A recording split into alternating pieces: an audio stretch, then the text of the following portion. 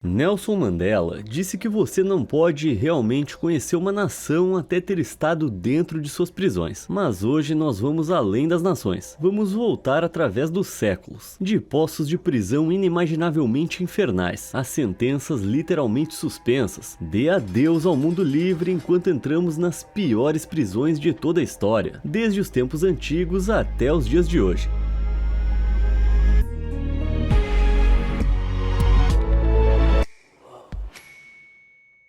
Prisão Mamertina. Com a tendência da sociedade para a violência e a guerra, a escravidão generalizada e os castigos severos, a vida na Roma Antiga poderia ser bem sombria. Mas você já parou para imaginar o quão horrível seria a vida como prisioneiro sob o Império Romano? Então prepare-se, centurião. Conhecida como cárcere em latim, a prisão mamertina era uma prisão de segurança máxima que data de pelo menos o século XII a.C., encomendada pelo quarto rei de Roma, Anco Márcio, entre 640 e 616 a.C. A mamertina consistia principalmente em uma rede de masmorras subterrâneas úmidas. A mais baixa dessas masmorras era conhecida como Tullianum, localizada dentro do sistema de esgotos subterrâneos da cidade. Esse poço verdadeiramente infernal só era acessível através de um pequeno alçapão no piso da cela superior, pelo qual os prisioneiros do estado eram jogados para esperar o seu destino, com a única entrada e saída fora do alcance das mãos dos prisioneiros. É fácil imaginar o quão torturante deve ter sido. O encarceramento a longo prazo não era uma sentença sob a lei romana, e qualquer tipo de prisão geralmente tinha o objetivo de ser uma medida temporária antes de julgamentos e execuções. Mesmo assim, alguns rostos muito famosos supostamente passaram um tempo nesse inferno. A lenda diz que os próprios apóstolos de Jesus, São Pedro e São Paulo, foram mantidos na mamertina antes de suas crucificações. E se a ideia de esperar em um esgoto apertado pela sua própria execução pública não for horrível o suficiente, alguns prisioneiros, como Jugurta, rei da Numídia, foram deixados no Tullianum para apodrecer completamente. A mamertina foi usada como prisão até o século IV d.C. e no século XVII a igreja de San Giuseppe dei Falegnami foi construída bem acima do local. Hoje, os restos da mamertina estão abertos como um museu ao lado do Fórum Romano e incluem dedicatórias especiais a São Pedro e São Paulo. Mas eu tenho certeza de que os apóstolos concordariam que já é um pouco tarde para isso. Oubliette. Os prisioneiros medievais muitas vezes enfrentavam uma miríade de punições dolorosas, mas acredite se quiser, uma das piores muitas vezes não infligia violência alguma, também conhecidas como masmorras de garrafa. As oubliettes eram poços estreitos com apenas uma rota de escape, por uma escotilha fora de alcance no teto. Oubliettes, cujo nome deriva de oublier, palavra francesa para esquecer, às vezes eram construídas nas paredes dos andares superiores de um castelo, em vez das masmorras, para que as vítimas pudessem ouvir a vida acontecendo sem elas. Tudo isso enquanto eram lentamente esquecidas e deixadas para morrer. Mas se a ideia de sofrer sozinho na oubliette é muito horrível para suportar, não se preocupe. Às vezes, os prisioneiros encontravam-se compartilhando o espaço já apertado com o que restava das vítimas anteriores, sem falar nos ratos que roíam esses restos. Não é uma ideia reconfortante. Oubliettes foram encontradas em castelos medievais por toda a Europa, mas uma das mais infames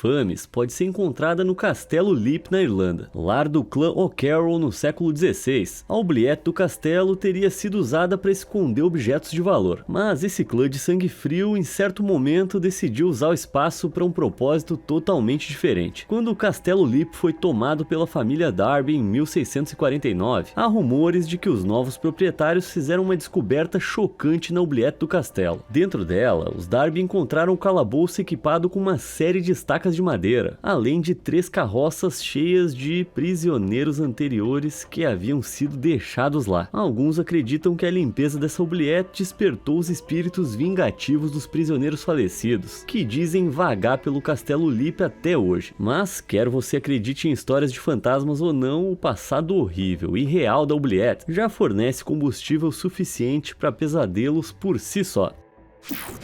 Gibbet. Enquanto a maioria dos tipos de encarceramento mantém os prisioneiros fora da vista do mundo, a nossa próxima cela de prisão era de total interesse público. O Gibbeting era um tipo de prisão em que o condenado era trancado em uma gaiola em forma humana antes de ser pendurado para exibição pública. Na maioria das vezes, aqueles que eram gibetados já haviam sido executados pelas autoridades, mas surpreendentemente, às vezes prisioneiros vivos também eram colocados em gibbets. Uma dessas histórias é o conto de um vagabundo vilão que, após cometer algumas atrocidades, foi condenado a ser gibetado vivo no século XVII, em um lugar chamado Gibbet Moor, em Derbyshire, na Inglaterra. Como era costume quando essa prática era aplicada ao vivo, o vagabundo foi deixado para sucumbir à fome, desidratação e exposição aos elementos. E a lenda diz que os seus gritos sobrenaturais ainda são ouvidos por caminhantes até hoje. Relatos sobre pessoas sendo gibetadas vivas, como esse que aconteceu na Inglaterra, são raros e muitas vezes não comprovados, mas há evidências de pessoas gibetadas vivas no Caribe colonizado pelos britânicos até a década de 1760. Os gibbets eram destinados a servir como um tipo de aviso do Estado para manter os cidadãos sob controle e dissuadir qualquer potencial crime, mas também era uma fonte de fascínio para o público. Na verdade, um passeio para visitar o gibbet local era considerado diversão para toda a família nos tempos medievais, com alguns gibbets atraindo multidões que chegavam a dezenas de milhares. Parece que antes da televisão as pessoas tinham entretenimento do jeito que podiam, mas as coisas não eram tão divertidas para os moradores que viviam nas proximidades. Os indivíduos gibetados cheiravam tão mal depois de morrerem que os moradores próximos tinham que fechar as janelas para impedir que o vento levasse o fedor para dentro de casa. Normalmente, os gibbets não podiam ser removidos até bem depois de o prisioneiro dentro ter se tornado nada mais do que um esqueleto em uma gaiola, o que poderia levar dias, semanas, meses e, em alguns casos, anos. O gibbeting foi formalmente abolido na Inglaterra em 1834, mas até hoje existem vários postes de gibbet desativados, espalhados pela Inglaterra como um lembrete sombrio da história macabra dessa prática. Prisão Clink. Com um nome que se acredita derivar do som das correntes usadas pelos prisioneiros, poucas prisões na história têm uma reputação tão notória ou significativa quanto a prisão Clink. Estabelecida em meados do século XII em Londres, na Inglaterra, a prisão foi construída pelo bispo de Winchester da época, Henrique de Blois, na margem sul do rio Tâmisa. Na época, o bispo de Winchester era o segundo em poder, atrás apenas do rei da Inglaterra, e governava uma área de Londres conhecida como Liberty of the Clink. Isso basicamente significava que ele poderia atuar como juiz, júri e encarcerador daqueles sob sua jurisdição que não seguissem suas regras. A prisão Clink operou por 600 anos, e o que inicialmente começou como uma operação pequena controlada pelo bispo de Winchester, cresceu para se tornar uma das prisões mais infames de todos os tempos. A superlotação era comum nas celas de pedra frias e com barras de ferro da Clink, e a doença e a desnutrição também eram companheiras frequentes dos infelizes que se viam acorrentados. Quanto à hospitalidade, quanto menos se falar, melhor. Os carcereiros da Clink eram, digamos, mestres na arte de ensinar uma lição aos prisioneiros através de meios nada gentis, empregando uma série de instrumentos para manter a ordem. Como os carcereiros eram muito mal pagos, a única maneira de obter uma existência um pouco menos sombria na Clink era através de suborno. Os prisioneiros vendiam suas roupas e outros pertences para comprar comida extra por preços dobrados em relação ao exterior da prisão, além de velas, roupas de cama e às vezes um pouco de tempo fora das suas correntes de ferro. Apesar das suas condições precárias, a Clink não era apenas para os bêbados, ladrões e vagabundos do dia a dia. Ela recebia praticamente qualquer pessoa que ousasse questionar a ordem estabelecida. Um dos prisioneiros mais famosos da Clink foi Sir Thomas Wyatt, o Jovem, que se acredita ter passado um tempo lá depois de liderar uma revolta contra a Rainha Maria I em 1554. Nem preciso dizer que as coisas não terminaram bem pro Thomas, que encontrou um destino muito horrível para eu falar aqui no YouTube. Ainda assim, a Clink continuou a operar pelos 200 anos seguintes, nesse tempo aprisionando até mesmo puritanos, pertencentes ao grupo maior que em dado momento deixou a Inglaterra para se estabelecer no que mais tarde se tornaria o estado do Massachusetts nos Estados Unidos. A Clink seguiu funcionando até que em 1780 a prisão foi incendiada por manifestantes e nunca mais foi reconstruída. Felizmente, o reinado da Clink como prisão acabou, mas hoje o Museu Clink fica em seu lugar, construído entre as ruínas como um lembrete da notoriedade da prisão. Dama de Ferro. Uma das mais famosas ferramentas de tortura de todos os tempos, a reputação aterrorizante da Dama de Ferro certamente a torna uma das piores celas de prisão para uma única pessoa na história, frequentemente descrita como uma caixa do tamanho de um ser humano, forrada com espinhos no interior. As vítimas da Dama de Ferro eram forçadas a entrar nela, com a porta sendo fechada sobre elas. Sim, com os espinhos e tudo. Parece mais horrível do que você pode imaginar, né? Bom, acontece que essa é exatamente a questão. Embora a Dama de Ferro seja comumente tida como uma punição popular e permanente para criminosos na sociedade medieval, historiadores modernos agora questionam se ela sequer existiu. A primeira referência histórica à Dama de Ferro, da qual ainda temos evidência, veio mais de 200 anos depois do suposto reinado de terror dela na Idade Média. Essa referência veio do filósofo alemão Johann Philipp Benkes, no século XVIII, que escreveu sobre um falsificador de moedas em Nuremberg, que encontrou seu fim através da Dama de Ferro em 1515. Embora nenhuma Dama de Ferro do período medieval seja conhecida, o que coloca em dúvida a autenticidade da história de Johann, réplicas logo foram construídas e apresentadas como dispositivos de tortura medievais em museus pela Europa e mais tarde pelos Estados Unidos. Uma das mais famosas foi a Dama de Ferro de Nuremberg, que foi trazida aos Estados Unidos por Robert Ripley, do Ripley's Believe It or Not, e que ainda está em exibição até hoje. Isso não quer dizer que a Dama de Ferro nunca tenha sido usada com más intenções. E o que é muito perturbador, em 2003, a revista Time relatou que um complexo pertencente a Uday Hussein, o notoriamente sádico filho do ditador iraquiano Saddam Hussein, a revista afirmou que Uday a usava para punir subordinados. E dado o histórico comprovado de atos de crueldade indescritíveis de Uday, parece provável que esse monstro moderno tenha quebrado o histórico da Dama de Ferro de ser apenas uma lenda. E se você quer saber o que eu acho, não é um recorde para se orgulhar. Prisão Phu Quoc. Localizada a cerca de 32 quilômetros da costa do Vietnã, é fácil se encantar pelas praias de areia branca e pela vegetação exuberante da ilha de Phu Quoc. Mas acredite ou não, esse paraíso tropical já foi o lar de uma das prisões mais aterrorizantes do mundo, também conhecida como a Prisão do Coqueiro. A prisão Phu Quoc ganhou notoriedade durante a Guerra do Vietnã, construída em 1949 por colonialistas franceses, para aprisionar patriotas e rebeldes vietnamitas que desafiavam o controle francês. Phu Quoc podia abrigar até 40 mil prisioneiros ao mesmo tempo. Esses 40 mil eram espalhados por 12 áreas de cabanas improvisadas, guardadas por batalhões de polícia. A prisão passou por controle dos Estados Unidos na década de 60, mas parecia que, independentemente de qual nação administrasse, os prisioneiros experimentavam longos períodos de encarceramento sob condições terríveis. Além de superlotada, a prisão oferecia muito pouca comida, saneamento precário, punições físicas severas e basicamente nenhum cuidado médico, o que levava a uma disseminação generalizada de doenças entre os internos. Após o fim da Guerra do Vietnã, a prisão foi oficialmente fechada em 1975, após quase 3 décadas de sofrimento. Desde então, os terrenos da prisão foram preservados como um memorial de guerra e museu, para servir como um lembrete sóbrio das condições horríveis enfrentadas pelos prisioneiros de guerra. Hoje em dia, os únicos internos em Phu Quoc são manequins que representam como era a vida dos prisioneiros. Essa reencenação arrepiante representa um dos piores castigos de Phu Quoc, conhecido como a gaiola de tigre. Feita de arame farpado, a gaiola era baixa demais para que os internos pudessem se sentar totalmente e curta demais para se deitarem confortavelmente, forçando-os a posições desconfortáveis para evitar os arames. Hoje em dia, o Museu da Prisão de Phu Quoc atrai mais de 10 mil visitantes todos os anos, incluindo ex-prisioneiros, e serve como um lembrete de que as piores prisões do passado da humanidade não estão tão distantes assim no retrovisor. Prisões infernais de El Salvador.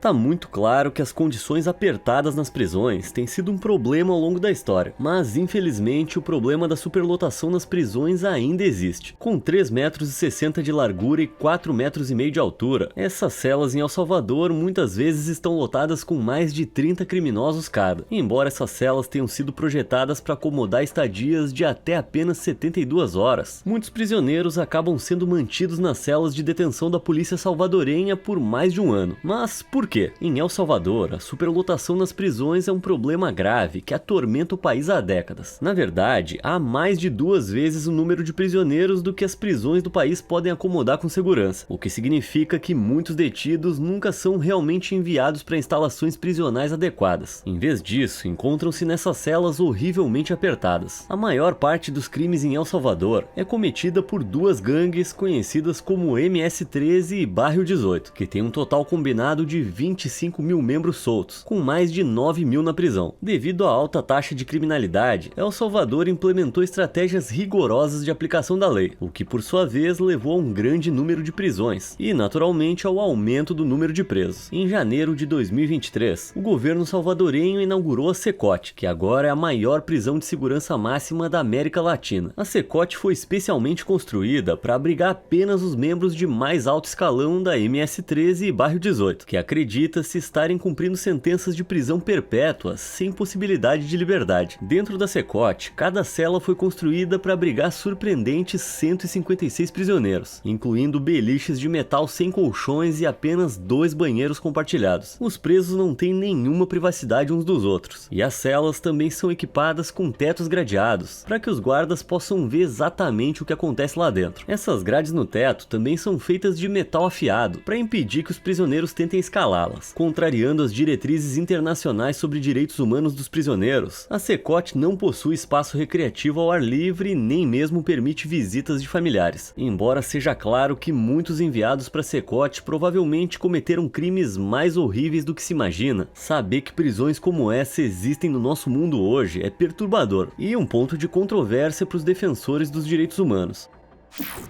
Château d'If.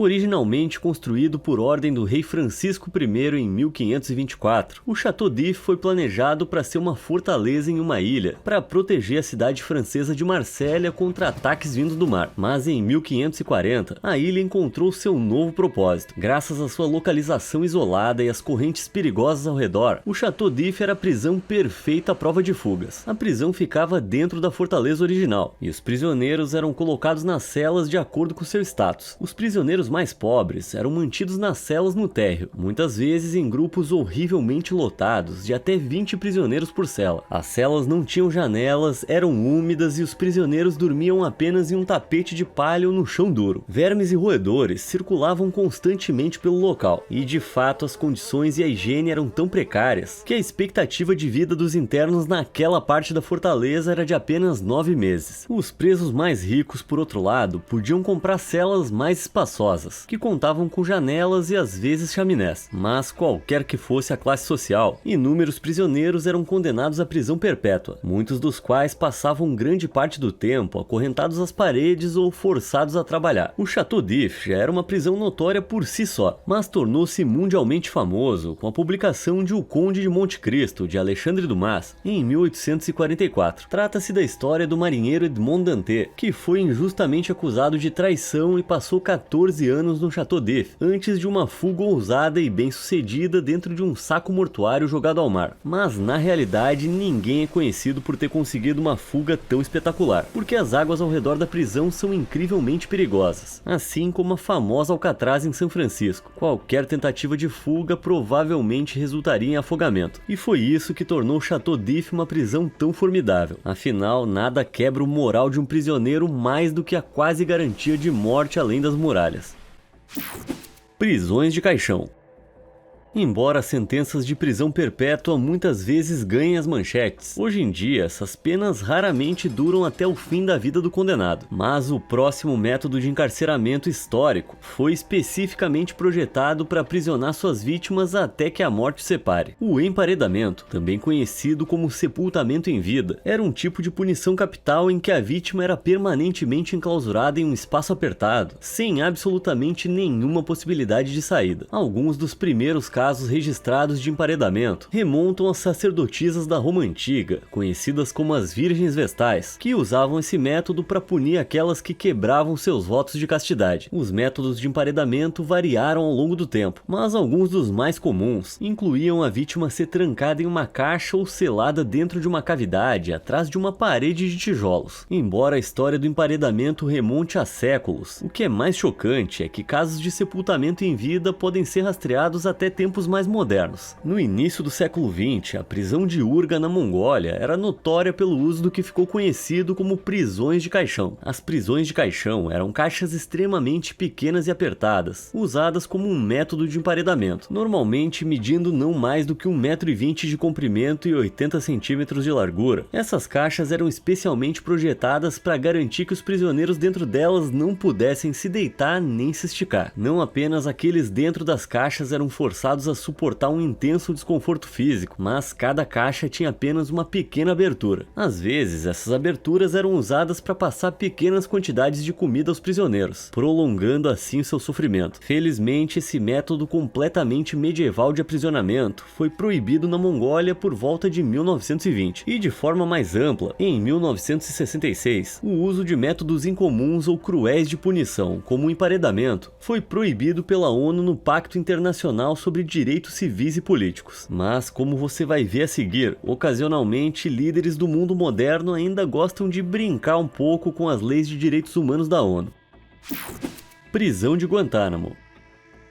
De todas as prisões da história, poucas são tão infames quanto a de Guantánamo. Localizada dentro de uma base naval dos Estados Unidos no sudeste de Cuba, Guantánamo é conhecida por sua segurança ultra rigorosa e por deter indivíduos considerados uma ameaça à segurança pelo governo dos Estados Unidos. Os prisioneiros em Guantánamo muitas vezes enfrentam detenção indefinida, o que significa que muitos são mantidos sem julgamento ou acusações formais, nenhuma linha do tempo clara para a libertação. Essa incerteza faz com que aqueles dentro da prisão enfrentem um estresse psicológico inimaginável e uma sensação de verdadeira desesperança. Desde o seu estabelecimento como prisão em 2002, as condições de confinamento em Guantánamo têm sido amplamente criticadas por organizações de direitos humanos. Relatos de prisioneiros apontam para instâncias regulares de tratamento severo e técnicas de interrogatório brutais. Essas incluem privação de sono, com guardas fazendo o máximo de barulho possível para manter os prisioneiros acordados, assim como o oposto, privação sensorial, onde os olhos e ouvidos dos prisioneiros são cobertos por dias, enquanto suas mãos são mantidas amarradas em luvas grossas. Em protesto contra o tratamento duro, os detentos costumam fazer greves de fome, que são respondidas com punições ainda mais severas, incluindo a prática extremamente desagradável de alimentação forçada. Não apenas a localização remota da prisão isola ainda mais os prisioneiros do mundo exterior, como também complica o acesso legal e humanitário. Como a Baía de Guantánamo fica em Cuba, há muito debate político sobre se a instalação está sob a jurisdição das leis dos Estados Unidos, o que cria dificuldades para os prisioneiros que buscam assistência legal. O controle militar rigoroso sobre a instalação restringe ainda mais o acesso de advogados e grupos de direitos humanos, sem mencionar o fato de que os detidos são proibidos de se comunicar com o mundo exterior por e-mail ou telefone. Estima-se que cerca de 30 prisioneiros ainda permaneçam em Guantánamo hoje, mas esforços para fechar a instalação estão em andamento, refletindo as complexas questões legais, políticas e éticas em torno de sua existência. Nem é preciso dizer que Guantánamo não é o tipo de lugar onde você gostaria de acabar.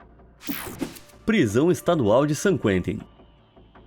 Inaugurada em 1854, San Quentin é a prisão mais antiga da Califórnia, mas infelizmente esse lugar não melhorou com o tempo. O notório Corredor da Morte de San Quentin abriga prisioneiros que foram, digamos, sentenciados a uma despedida antecipada. Com um total de 652 prisioneiros condenados em todo o estado, a Califórnia abriga o maior número de detentos no Corredor da Morte em todos os Estados Unidos, e 546 deles estão em San Quentin. Os prisioneiros condenados aqui são alguns dos piores criminosos do país, e certamente enfrentam uma grande quantidade de punições por isso. O prisioneiro condenado médio passa cerca de 22 anos no Corredor da Morte, durante os quais fica trancado sozinho em uma cela solitária, muitas vezes por 23 horas por dia. Embora os detentos mais bem comportados às vezes recebam pequenos luxos como rádio, TV e livros, aqueles entre a população total de 3.200 em San Quentin que quebram as regras podem se ver trancados trancados no que é conhecido como centro de ajustamento. Esse centro de ajustamento é projetado para abrigar prisioneiros que são perigosos demais para estarem em qualquer outro lugar na prisão, e é tão restrito que até mesmo os guardas não podem entrar e sair quando quiserem. Eles são deixados lá no início do turno e as portas ficam trancadas até que seja a hora de ir embora. Tudo para garantir que os prisioneiros mais perigosos do estado nunca escapem. Enquanto isso, os próprios presos do centro de ajustamento ficam atrás de pesadas portas de cimento e frequentemente são vistos com restrições nas pernas. Tudo para minimizar o risco para os funcionários. No pouco tempo que lhes é permitido fora das suas celas individuais, os presos do centro de ajustamento passam quase todo o tempo dentro de gaiolas apertadas, mesmo para exercícios ao ar livre e sessões de terapia em grupo. Caramba, eles ficam presos em vários sentidos. Em março de 2023, o governador da Califórnia, Gavin Newsom, anunciou planos para fechar o corredor da morte de San Quentin e transformar a prisão em uma instalação focada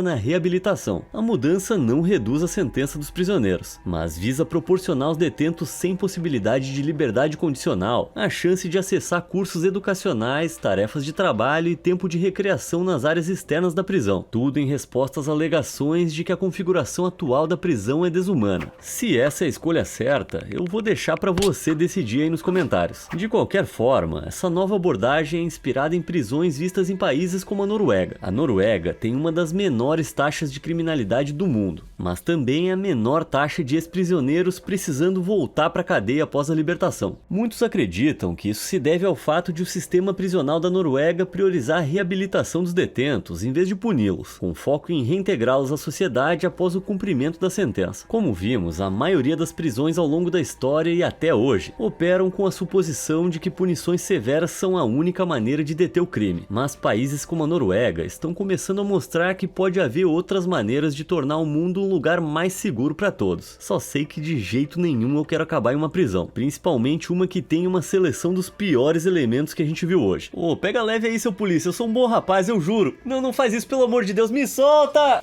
Isso tudo foi horrível. Qual dessas prisões terríveis você acha que seria pior para ser trancado? Me conta aí nos comentários. E como sempre, obrigado por assistir.